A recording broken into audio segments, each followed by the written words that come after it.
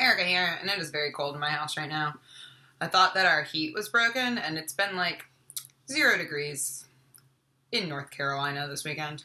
I thought that our heat was broken, so I called the people to come and fix it, and it turns out that, nope, I just live in the South, and our heating unit wasn't built to deal with this weather, so it's just very cold in my house, and it's very cold outside, and everything's covered in ice, and that's all fine and good if you live in a place that knows how to deal when it snows, but I don't, and people just freak out, so I'm very cold.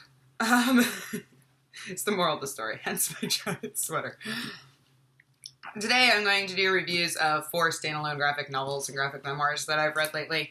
Generally I do like a quarterly graphic novels kind of wrap up and reviews, but I didn't read very many graphic novels at the end of 2016, and some of them I don't really want to talk about that much, or they were like 2nd or 3rd volumes, so there's no real point. And I have read 2 really great standalone graphic novels this month already, so I kind of figured I'll bundle up my favorites and talk about them, and that would be great. So that's what I'm doing today. The first book I want to talk to you about, I read back in October during Dewey's 24-hour readathon, and that is something new, Tales from a Makeshift Bride by Litsy. This was originally published in mid-2016, I believe, and the publisher is First Second. This is the second book I've read by Litsy. She is a graphic memoirist, and she writes and draws her own graphic memoirs, and they're really fun. So she does a lot of travel writing. The one that I've read is Relish, which is food, kind of a food memoir, and I'm sorry, my cat is playing with something loud. She never wants to play with this toy unless I'm filming. You're amazing, Lucy. My cat's name is Lucy, and so is the author. Great. Anyway, but this one is about her planning her wedding and getting married. And I read this about a month after I got married, and so it was very poignant and a really wonderful reading experience for me. I literally cried at points just because it's not a sad book, but I was overwhelmed with emotion. I was like, I know exactly how you feel. Okay. Yeah. No. It was also 4 o'clock in the morning during Dewey's 24-hour readathon, so I had no brain cells left. But yeah, that's what this book is about. It's about how her and her now husband met, how they got engaged, and then it's a lot about planning the wedding. She has this cool section. It's pictures of her in different crazy wedding dresses and with commentary. And it was just really beautiful. The art is really nicely done. She draws kind of very classic cartoon panels. The panels are generally very straightforward. But I really enjoyed it, and it was just a really nice kind of read for me at the time. I've since given it to a couple of my friends who were getting married, and I was like, please read this, it'll make you feel better when you get stressed out, because getting married is a scary thing. So I do highly recommend this, even if you are not in the process of planning a wedding or anything. It was just a really fun book, and I really like Lucy Nisley's sense of humor. She's very funny. So I would definitely recommend this. I gave this book 5 stars, so I really, really adored it.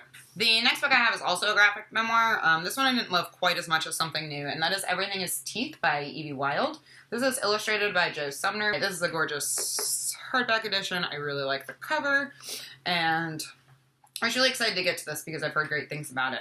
So basically this is a graphic memoir about Evie Wilde's kind of fear of and obsession with sharks growing up, which is a very interesting topic, hence the giant jawbone on the cover. Her family spent summers on the beach in Australia, and I guess one day they saw a shark, and after that her imagination was sparked, and she was just scared of sharks forever. And she was just, fascinated, equal parts fascinated and terrified by sharks, from what I gathered from this.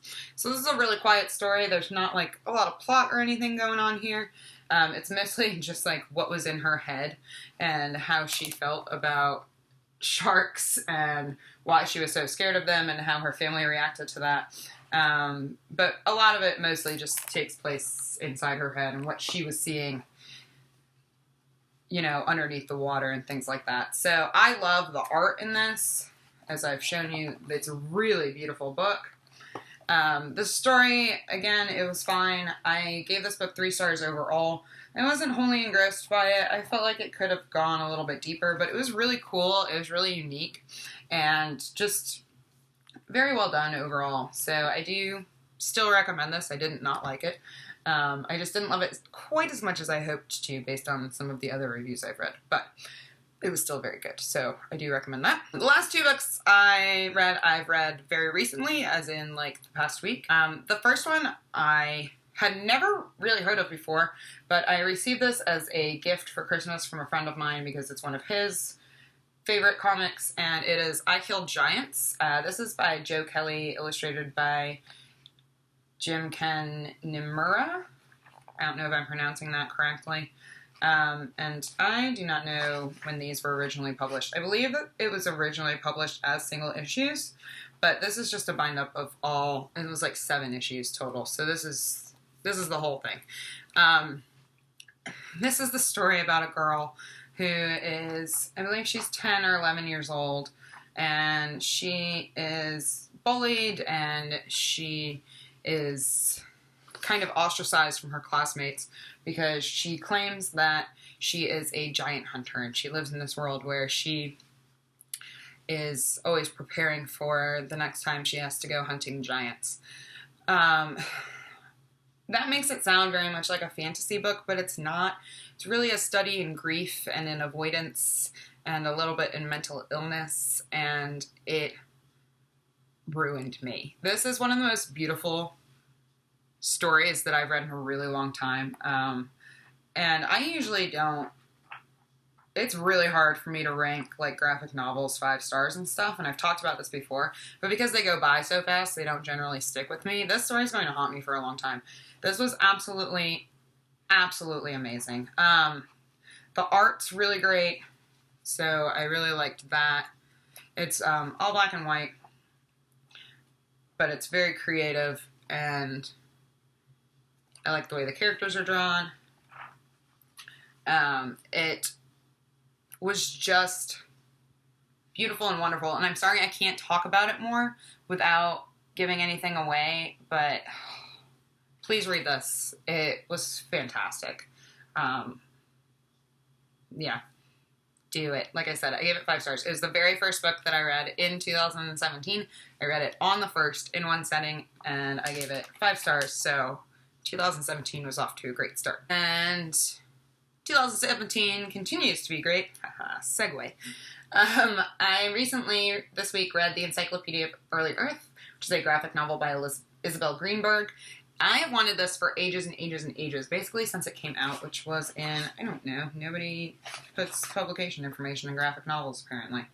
So I would have to look that up, and that would be difficult. Let's see. Is it here? 2013.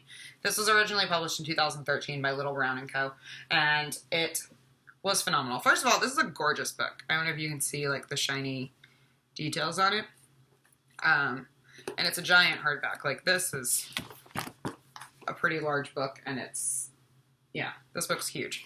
So, it's a beautiful book. I got it for Christmas, so I haven't hauled this yet. I'm, like, spoiling all of my Christmas haul. It's about a storyteller who is from the land of Nord in early Earth. So, early Earth for Elizabeth Greenberg is kind of the civilization that lived and thrived on the Earth before even dinosaurs came along. And they're humans very much like us, but this man from the land of Nord is a storyteller, and he sets off on an adventure to find the missing piece of his soul. And it's very rich in mythology and fable and fairy tale. It's really, really beautiful. So the art is, I mean, A+ work, 5 stars for the art here, and I believe Isabel Greenberg did this herself. So the colors are very kind of muted and simplistic. There's not a lot of color on each page, but it's, I mean, it's absolutely gorgeous. I could look at it all day. Yeah, and it kind of becomes almost a 1001 Nights kind of deal, where it's a story within a story, very metafiction, and the stories build upon each other and connect. And it was just lovely. Again, I read this in one sitting, even though it is kind of large for a graphic novel. and I adored every minute of it. I gave it 4 stars overall, and I, again, would highly recommend this. So those are some standalone graphic novels that I have really enjoyed over the last few months. If you've read any of them and would like to discuss them in the comments, we can absolutely do that, as always. And if you have any recommendations for me based on how much I liked these books, that would be great.